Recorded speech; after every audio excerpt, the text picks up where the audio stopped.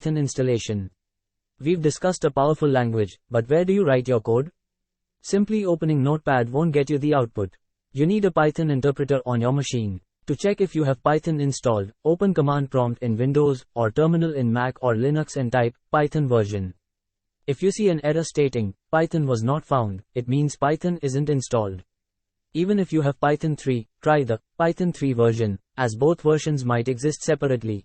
So, how do you get it? First, you need a Python interpreter. You can download it by searching Python download on Google. Choose the latest version, 3.1.2, available on the official Python website.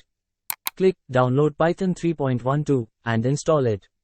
During installation, select Add Python.x to the path for easy access.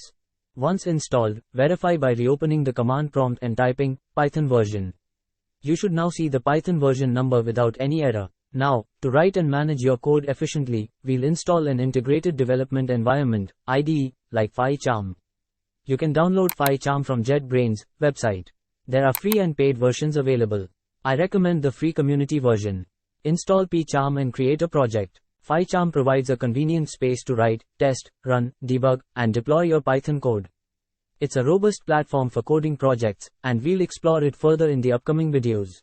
That wraps up our Python installation and PyCharm setup. If you are enjoying this series, hit the subscribe button.